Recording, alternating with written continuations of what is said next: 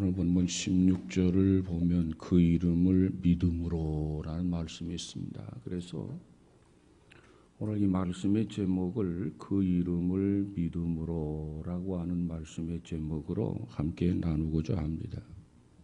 그 이름이란 무슨 이름입니까?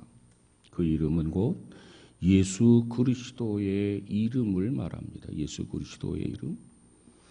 오늘 본문 16절 말씀을 다시 보면 그 이름을 믿음으로 그 이름이 너희 보고 아는 이 사람을 성하게 하였나니 낫게 하였나니 예수로 말미암아 난 믿음이 너희 모든 사람 앞에서 이같이 완전히 낫게 하였느니라.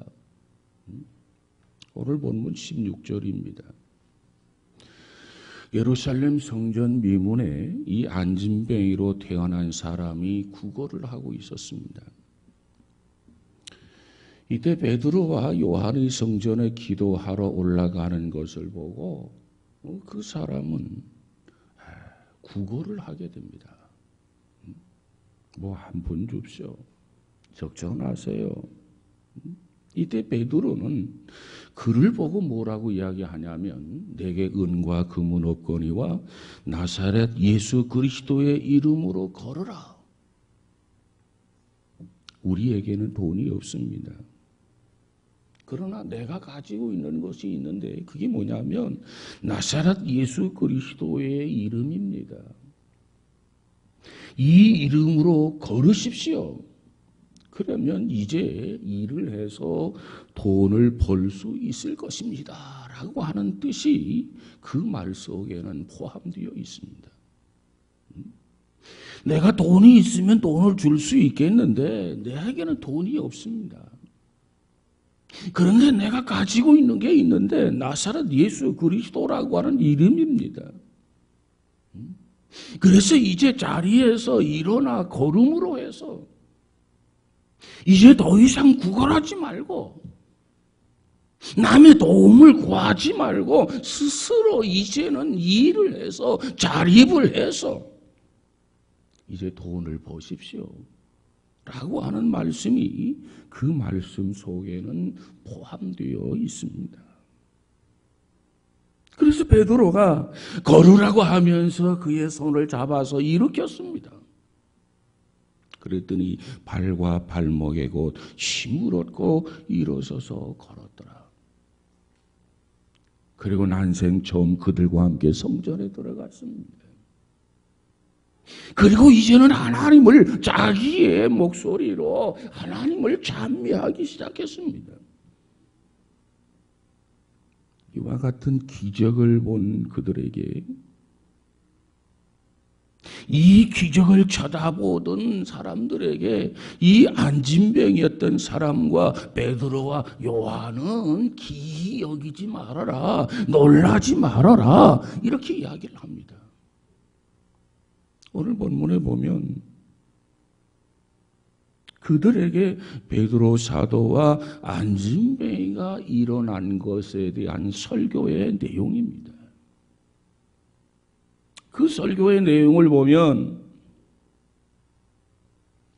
오늘 우리가 여러 가지 참 도전을 받게 되는데 오늘 우리들도 그들이 받은 은혜를 우리도 사모하고 우리도 갈급해서 우리도 은혜를 받고 우리도 주의 이름으로 이와 같이 믿음의 역사를 경험하고 체험할 수 있는 우리 모두가 되어지기를 주님의 이름으로 축복합니다. 그 기적을 보고 그들이 기이 여겼단 말이에요. 안진뱅이가 일어난 기적을 보고 많은 사람들이 놀라고 있단 말이죠. 그들에게 베드로는 두 가지 질문을 하게 됩니다. 이 일을 왜 기이 여기느냐? 이 일을 왜 놀라느냐? 오늘 본문 12절에 보니까 베드로가 이것을 보고 백성에게 말하되 이스라엘 사람들아 이 일을 왜 기이 여기느냐? 우리 개인의 권능과 경건으로 이 사람을 걷게 한 것처럼 왜 우리를 주목하느냐, 이렇게 질문을 하게 됩니다. 그때 많은 사람들은요, 예수님께서 공생애를 통해서 일으켰던 기적을 체험했던 사람들입니다. 목격했던 사람들입니다. 예수님의 기적을 많이 보았던 사람들입니다. 왜? 성경에 보니까 예수님이 행하신 이적과 기적이라고 하는 것이 뭐 한두 가지가 아니고 수없이 많단 말이죠. 3년 반 동안 행한 역사가. 수많은 병자를 고치면서 수많은 이적을 예수님께서 행하셨기 때문에 저들이 예수님에 대한 소문은 다 알고 특별히 눈으로 목격도 했단 말이죠. 예를 들면 38년 된 병자를 고치셨습니다. 포기할 수도 있는데 포기하지 아니하고 저를 고쳐주셨어요. 뿐만 아니라 문둥병자도 고치셨어요. 저주받은 병이라고 해서 가족들도 등한히하고 멀리하고 내어다 버리는 문둥병자, 그 문둥병자를 예수님께서 고치셨어요. 그리고 손 마른 자도 고치셨습니다. 12해 동안 혈루증으로 고통당하던 여인도 고치셨습니다. 나면서 소경된 자도 이와 같이 눈을 뜨게 하셨습니다. 가버나움에서 이 백부장의 간청을 들으시고 그 백부장의 집에 누워있는 그저 하인 중풍병자를 고쳐주시기도 했습니다. 뿐만 아니라 귀신 들린 자, 뿐만 아니라 간질 병자들, 이와 같은 많은 병자들을 예수님께서 말씀 한마디 한마디로 고쳐주셨습니다. 그리고 예수님은 3번이나 죽은 자를 살리시기도 하셨습니다. 12살 난 소녀가 이 회당장의 딸인데 그 회당장의 딸이 죽자마자 예수님께서는 그 아버지의 간청과 믿음을 보시고 그를 살려주셨어요. 죽은 자가 살아났단 말이죠. 뿐만 아니라 나인성 과부의 아들, 그저 상례를 메고 나가는데 그 상례를 멈추게 하고 그 아들을 일으키셨습니다. 아들을 잃어버린 과부 얼마나 슬펐겠습니까? 그 슬픔을 아시고 불쌍한 과부의 울음을 들으시고 예수님께서 그의 아들을 이처럼 살리셨단 말이죠. 뿐만 아니라 우리가 잘 아는 죽은 나사로 무덤에 묻혔습니다. 나흘이 되었습니다. 썩는 냄새가 납니다. 그런데도 주님은 나사로의 무덤을 찾아가셔서 돌을 옮겨 놓아라. 그리고 마치 잠자는 자를 깨우듯이 야 나사로야 나오너라 해서 죽은 나사로, 장례한 나사로, 썩는 냄새가 나는 나사로를 무덤에서 살리셨습니다. 이것이 예수님이에요. 뿐만 아니라 예수님은 자연을 지배하셨습니다. 풍랑이 일어납니다. 미친 듯이 바람이 불어옵니다. 그 바다를 향해서 예수님 뭐라고 말합니까? 이 바다야 잔잔하라 그랬어요. 그런데 바람이 귀가 달렸는지 예수님의 한 말씀을 그 바람이 들었어요. 그 바다가 들었어요. 바다가 잔잔하고 바람이 잔잔해졌단 말이에요. 오늘 예수님께서 우리와 똑같이 육신을 가지셨는데 우리를 차벅차벅 걸어갑니다. 그리고 베드로를 모래 위에 걷게 해주셨습니다. 누가복음 2장에 가서 보니까 혼인잔치에 포도주가 떨어졌어요. 그런데 그 과정에 물로서 물이 변하여 포도주가 되게 하셨습니다. 뿐만 아니라 베세다 광야에서 5천여 명의 사람들을 모아놓고 말씀을 가르치다가 그들이 시장한 것을 아셨던 주님께서는 보리떡 5개, 물고기 2마리로 그 5천 명을 먹이게 됩니다. 배불리 먹이고 그리고 남은 것을 취하라. 12광주리가 모여 있었다고 그랬습니다.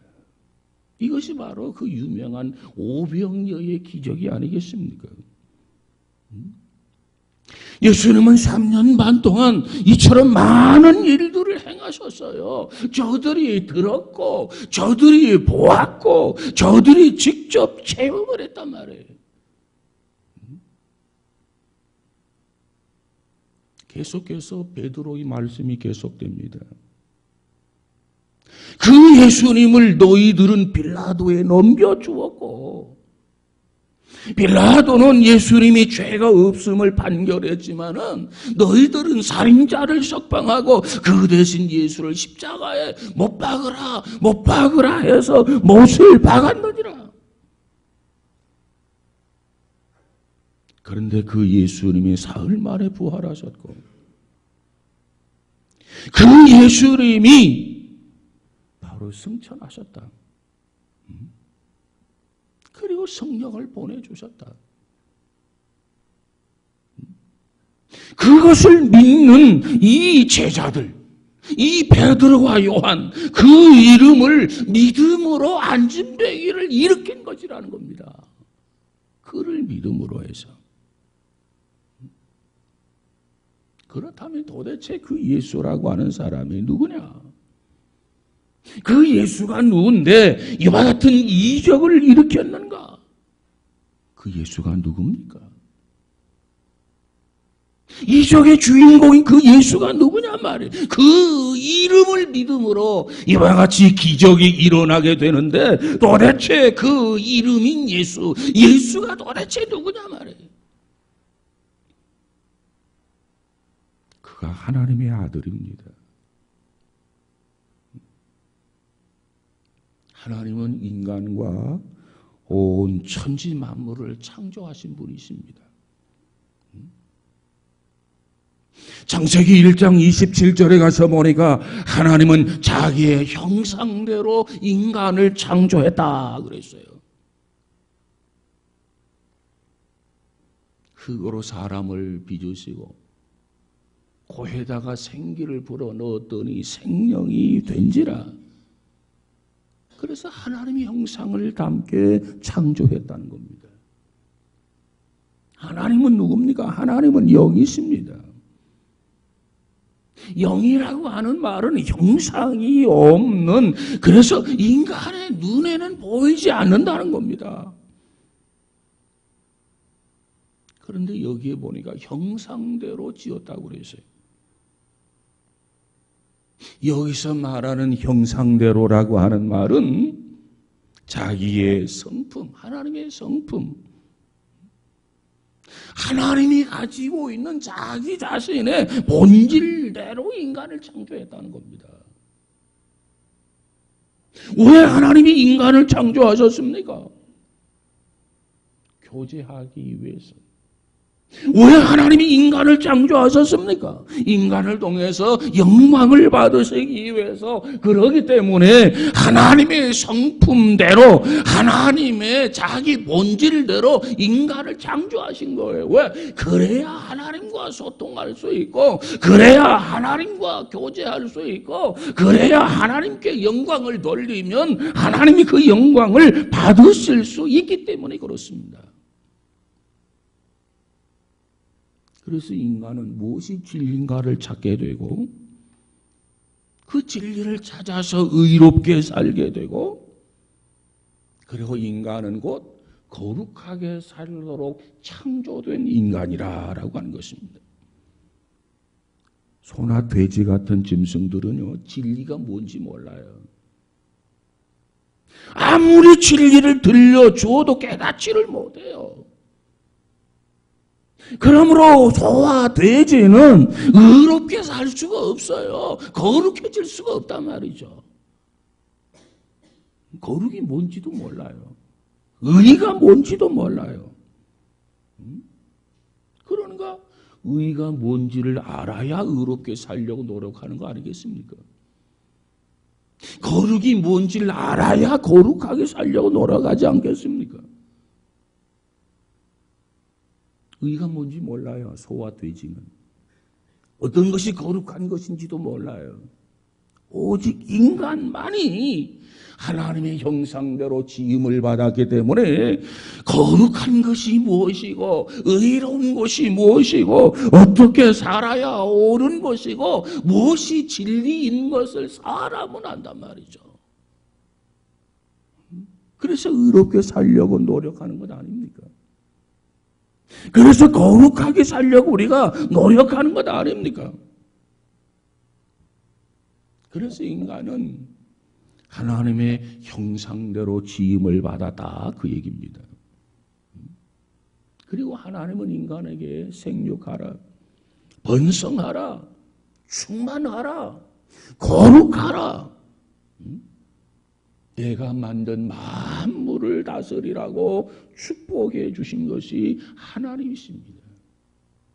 자, 그런데 하나님께서 인간을 이와 같은 목적을 가지고 창조하셨단 말이에요. 그렇다면 인간은 당연히 하나님의 말씀 앞에 순종하면서 하나님의 뜻을 이루어가야 되지 않겠습니까? 하나님께서는 함께 살자고, 함께 대화하면서 교제하자고 이렇게 하나님은 인간을 지었는데 인간이 하나님 앞에 불순종하고 하나님의 곁을 떠나버리고 말았어요. 그래서 하나님은 안타깝게 생각합니다. 그러면서도 포기하지 않습니다. 왜? 너무너무 사랑하기 때문에. 그래서 하나님은 독생자를 이 땅에 보내주셔서 그리스도 안에서 다시 깨어졌던 관계가 회복되기 원하고 다시 소통하고 다시 교제하기 원하시는 것이 하나님의 간절한 소원이 아니겠습니까? 여러분, 어린아이가 가장 행복한 때가 언제인 줄 아십니까? 엄마와 함께 있을 때입니다. 그것이 가장 행복한 때예요.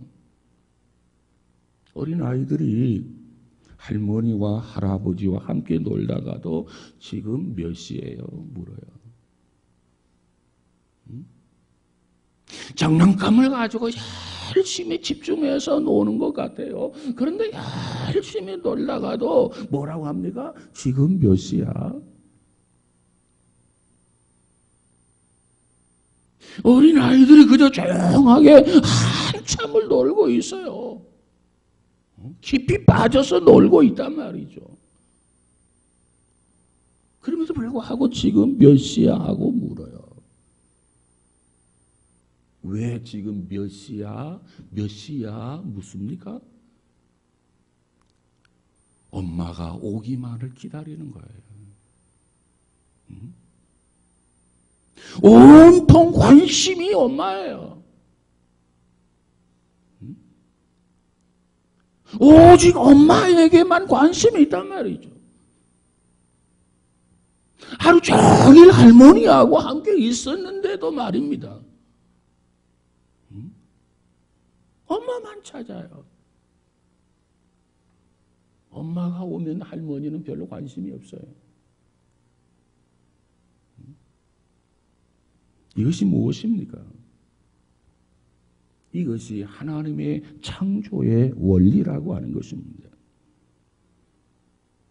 인간들이 하나님과 함께 살아야 하는 거, 그건 창조의 원리예요. 하나님이 나와 함께 살자 해서 인간을 만드신 거 아니겠습니까? 그런데 인류의 조상이었던 이 아담과 하와가 하나님 앞에 불순종하고 하나님을 떠났어요. 마귀의 유혹에 넘어갔어요. 그 죄가 자자손손에게 유전이 되었습니다. 그래서 온 인류가, 모든 인간이 모두가 다 죄에 빠지고 살아가고 있습니다.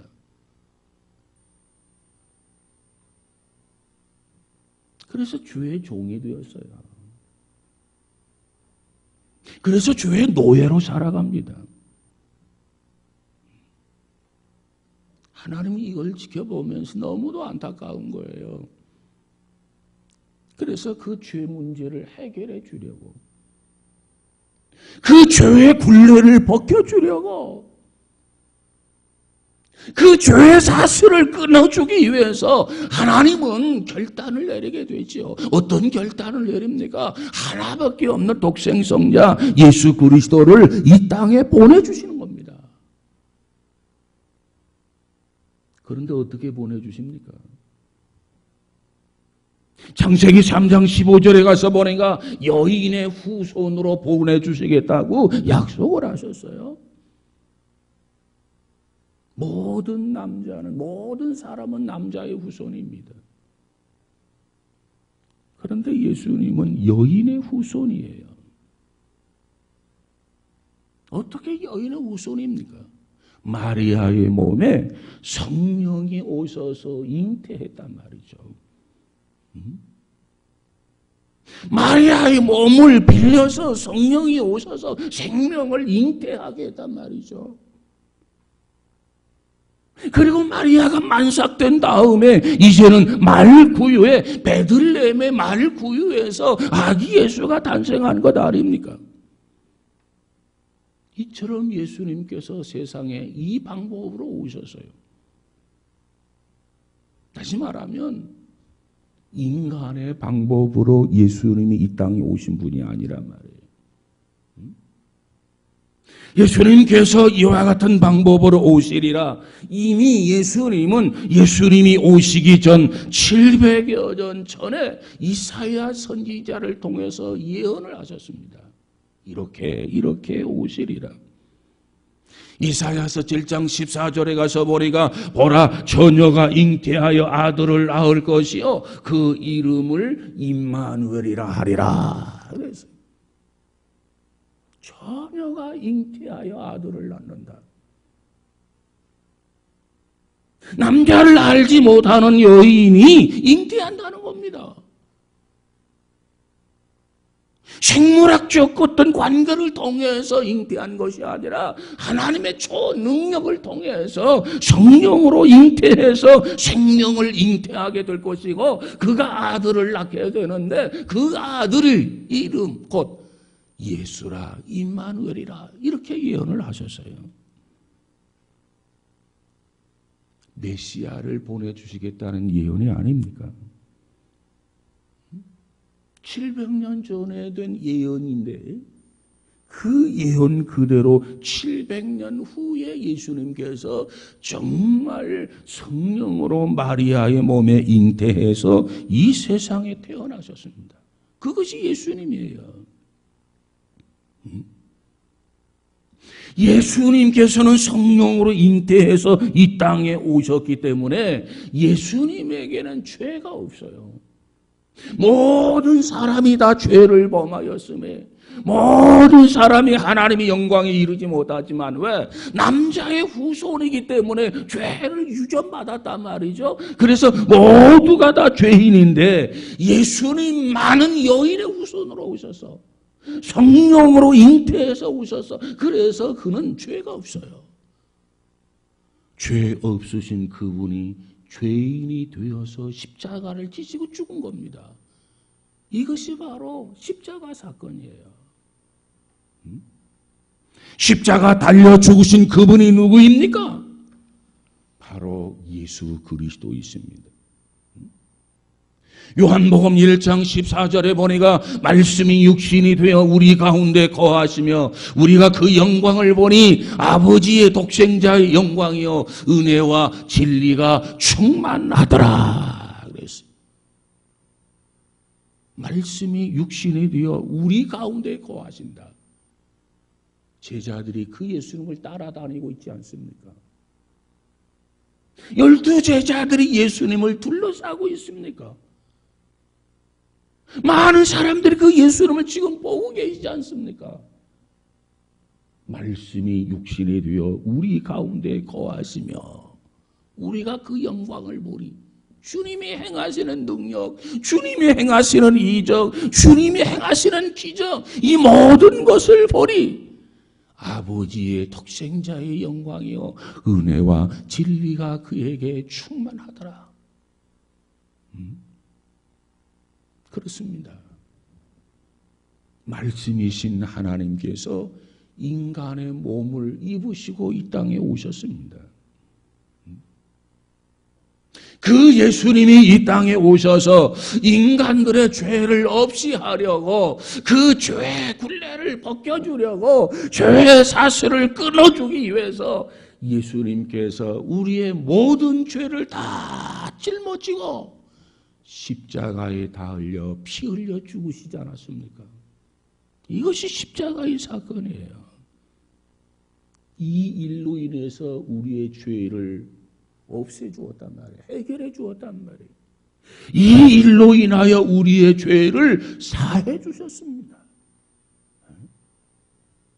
우리는 이 사실을 깨닫기 때문에 너무나도 중요한 사실이기 때문에 너무나도 귀한 소식이기 때문에 우리는 십자가를 걸어놓고 예배를 드리고 있는 겁니다. 오늘 신구약 성경에 기록된 목적이 뭔가요? 이 복음을 우리에게 가르치기 위해서 이 십자가의 사건을 우리들에게 가르치기 위해서 기록된 것이 성경이에요. 성경. 신구약 성경을 통해서 우리는 이 예수를 발견해야 되고 우리는 이 십자가를 발견해야 되고 이 예수님이 진 십자가를 통해서 우리의 죄 문제가 다 해결해 되었다. 다 수습되었다. 다 용서받았다. 우리는 십자가 안에서 이제는 더 이상 죄인이 아니라 의인이라.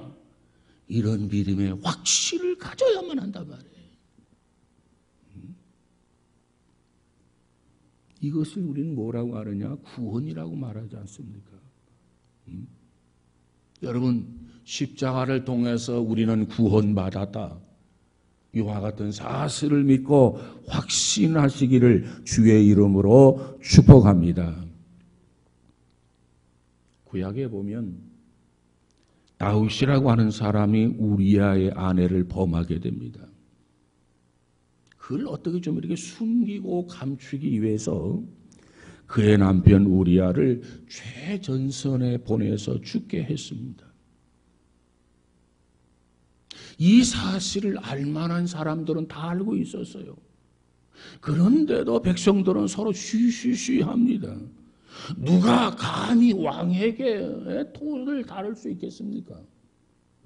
누가 감히 왕에게 뭐라고 말할 수 있겠습니까? 그런데 하나님은 속일 수 없었어요. 하나님은 이 사실을 아시고 이 나단 선지자를 다윗 왕에게 보냅니다. 그리고 다윗에게 그 죄를 지적하게 합니다. 그래서 나단이 다윗 왕을 찾아가서 그가 범한 숨겨놓은 죄를 지적하게 됩니다. 죄를 지적했을 때 이 다윗이 뭐라고 말합니까? 솔직하게 내가 하나님 앞에 죄인입니다. 자기 잘못을 인정합니다. 눈물을 흘리면서 회개했습니다. 시편 51편에 가서 보면 그의 침상이 날이면 날마다 적실 정도로 날마다 눈물을 흘리면서 하나님 앞에 간절하게 회개했어요. 회개. 그랬더니 하나님은 나단 선지자를 통해서 그의 죄를 또 용서해 주십니다. 예수님은 죽음으로 끝나지 아니하고 우리의 새 생명을 위해서 부활을 하셨습니다. 그리고 40여일 동안 계시다가 승천하셨습니다. 그리고 이 땅에 성령을 보내어 주셨습니다. 베드로와 요한이 가지고 있는 것은 이 사실을 그대로 믿는 믿음이었어요. 믿음. 사랑하는 여러분, 우리도 베드로가 가지고 있는 믿음, 요한이 가지고 있는 그 믿음, 정말 예수라고 하는 그 이름을 믿으시기를 주의 이름으로 축복합니다. 그를 믿어야 돼요. 그 이름을 믿으면 기적이 일어납니다. 그 이름을 믿으면 역사가 나타납니다. 그래서 우리는 그 이름을 믿는 자가 되어야 돼요. 두 번째 베드로의 질문이 무엇입니까? 우리 개인의 권능과 경건으로 이 사람을 걷게 한 것처럼 왜 우리를 주목하느냐, 이렇게 질문을 던집니다. 베드로와 요한이 안진뱅이를 일으키니까 많은 사람들이 이 베드로와 요한을 쳐다보는 거예요. 마치 베드로가 일으킨 것처럼, 마치 요한이 이룬 것처럼 이 베드로와 요한을 주목한단 말이죠. 그러기에 베드로와 요한이 왜 우리가 개인의 권능과 개인의 경건으로 이 사람을 일으키게 한 것처럼 왜 우리를 쳐다보느냐, 왜 우리를 주목하느냐, 이렇게 질문을 던져요. 베드로는 누굽니까? 우리와 똑같은 사람이에요. 다를 바가 없어요. 큰 소리 잘하는 습관이 있고요. 베드로는 성질이 급하고 혈기가 많았던 사람이고요. 또 베드로는 나서기를 좋아하는, 선두에 서기를 좋아하는 그러한 사람입니다. 그러다가 자기 자신에게 좀 불리하겠다, 위기가 오겠다, 그런 생각이 드니까 예수님을 부인하고 도망을 쳤어요. 그리고 예수님을 아예 떠났어요. 옛날 직업으로 돌아갔어요. 다시 갈릴리로 가가지고 고기잡이를 합니다. 그런데 밤이 맞도록 한 마리도 잡지를 못했어요. 깊은데 그물을 던져라. 깊은데 그물을 던졌어요. 내가 밤이 맞도록 그물질을 했는데 헛수고했지만은 말씀에 의지하여 내가 깊은데 그물을 던지겠습니다. 그리고 던졌어요. 그리고 건져보니까 엄청나게 많은 고기, 단 한 마리도 잡지 못했던 그가 153마리를 잡고 깜짝 놀랐습니다. 그때서야 베드로가 주님인 것을 발견하게 되죠. 이처럼 베드로가 부활하신 주님을 만나게 됩니다. 그리고 나서 다시 시작합니다. 그저 승천하신 예수님께서 이 베드로에게 기도하라, 그 말이 기억나서 이제는 베드로가 열심히 기도를 해요. 우리와 똑같은 사람이란 말이에요. 성질도 급하고 다혈질적이고 말이죠. 나서기 좋아하고. 근데 우리와 다른 점은 열심히 기도했다는 거예요. 그래서 그가 성령을 참 많이 받았어요. 성령이 충만히 받고 나서 보니까는 뭔가 주고 싶은데 줄 게 없는 거야. 그리고 생각해 보니까 내 안에 예수 그리스도가 계시지, 내 가슴 속에 예수 그리스도가 계시지, 내 안에 있는 예수 그리스도를 내가 너에게 준다. 내가 명하노니 일어나 걸어라 명령하게 됩니다. 그래서 안진뱅이가 예수의 이름으로 걷게 된 거예요. 베드로의 개인적인 어떤 힘이 있어서가 아니고, 베드로의 어떤 권세가 있어서가 아니고, 베드로의 어떤 나름대로의 권능이 있어서가 아니고, 베드로가 어떤 수준 높은 뭐가 있어서가 아니고 이 베드로가 이 난징뱅이를 일으킨 것은 오직 예수 그리스도를 믿는 믿음이었단 말이에요. 믿음.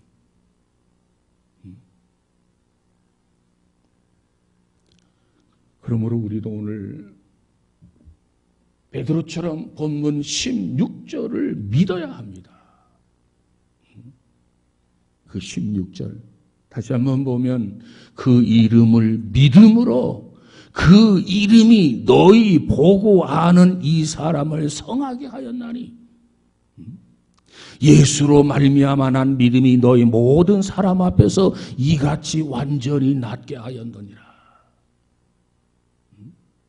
베드로가 뭐라고 말합니까? 내가 이 사람을 일어나 걷게 했다. 이렇게 주장하고 있는 거 아니에요. 그 이름을 믿음으로 그 이름이 너희 보고 아는 이 사람을 성하게 했다. 일어나게 했단 말이에요. 안진뱅이를 일어나도록 치유해 주었단 말이에요. 뭐가? 그 이름이. 예수의 이름이. 예수의 이름을 믿는 그 믿음이. 그래서 우리에게 예수의 이름은 소중합니다. 오늘 우리 기독교인들에게, 우리 신앙인들에게 예수의 이름은 무엇보다도 소중한 거예요. 예수의 이름은 액세서리가 아닙니다. 사랑하는 여러분, 우리 모두가 베드로와 요한이 믿었던 그 이름, 예수의 이름을 꼭 믿으시기를 주의 이름으로 축복합니다. 그 이름이 권세가 있어요. 베드로가 일으킨 게 아니란 말이죠. 그 이름이 권능이 있어요. 요한이 일으킨 게 아니에요. 그래서 세상에 수많은 이름들이 있지만 그 이름 중에 가장 귀한 이름이 예수요. 가장 존귀한 이름이 예수예요. 예수. 예수가 일으켰어요. 예수가 성하게 했어요. 예수가 완전하게 했어요. 그 이름이 누구라고요? 예수 그리스도입니다. 여러분, 예수 그리스도의 이름은 안진뱅이를 일으키십니다. 예수 그리스도의 그 이름은 질병을 치유합니다. 온갖 병을 다 치유한단 말이죠. 병을 치료하다 못해서 죽은 자, 나흘되는 송장 냄새, 썩는 냄새를 나는 나사로까지 살리신 분이에요. 그 이름은 국가를 세우는 이름입니다. 그 이름은 축복을 주는 이름입니다. 그 이름이 빨리 전파된 나라는 선진국이 되어 있어요. 그 이름이 빨리 전파된 나라는 이제 어렵고 가난한 사람들을 도와주는 그런 나라가 되었단 말이에요. 그 이름을 믿는 가정은 복된 가정입니다. 그 이름을 믿는 개개인은 행복하고 보람된 삶을 살 수 있어요. 인간으로서의 삶이 가능하기 때문에 그래요. 하나님이 지으신 목적이 하나님과 같이 살자. 우리 서로 소통하며 살자. 우리 함께 교제하며 살자. 이것이 바른 인간의 삶이 아니겠습니까? 사랑하는 여러분, 여러분의 인생에 어떤 문제가 있습니까? 예수님의 이름으로 기도해 보세요. 정말 하나님 앞에 소원하는 것들을 하나님 앞에 아뢰고 정말 마지막에 정말 간절하게 정말 예수님의 이름으로 기도합니다. 여러분 좀 더 진정성 있게 믿음을 가지고 주님 앞에 기도해 보시기 바랍니다. 반드시 하나님이 응답하시고 합력해서 선을 이루도록 역사해 주실 줄로 믿습니다. 왜? 예수의 이름이 구원이거든요. 예수의 이름이 승리거든요. 오늘 시간 우리 모두가 다 예수의 이름으로 묵은 때를 벗어버리고 새로움을 얻는 그런 귀하고 값진 시간이 되어지기를 주의 이름으로 축복합니다. 이것을 사도 바울이 뭐라고 하느냐? 새로운 피조물이다. 보라, 이전 것은 지나갔으니 새로운 피조물이로다.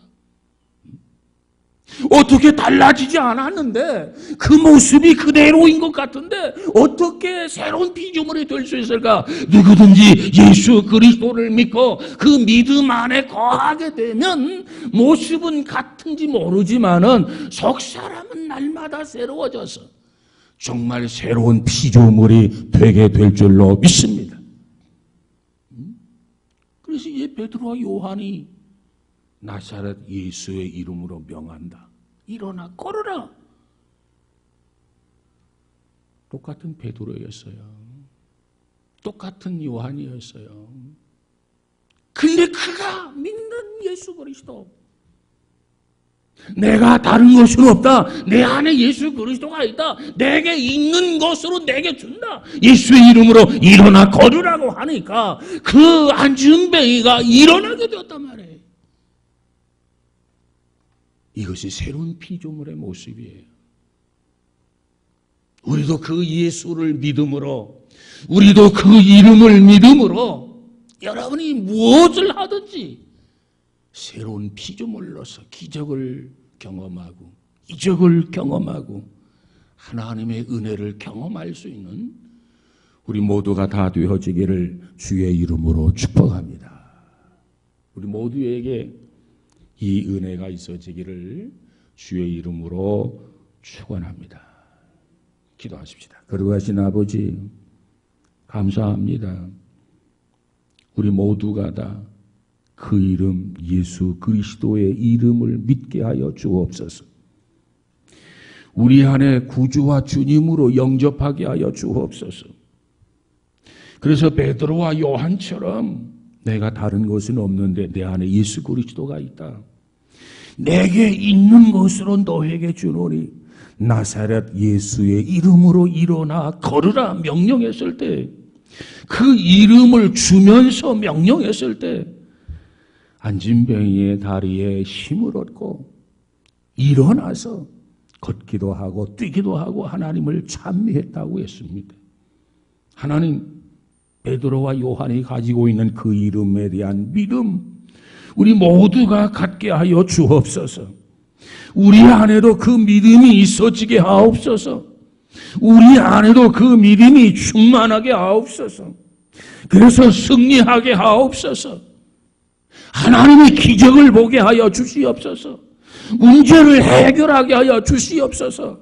그 이름으로 영생을 얻게 하여 주시옵소서. 그래서 오직 하나님께만 영광이 되어지게 하옵소서.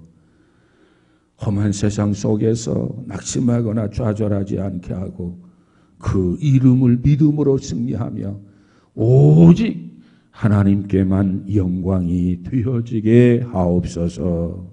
예수님 이름으로 기도하옵나이다. 아멘.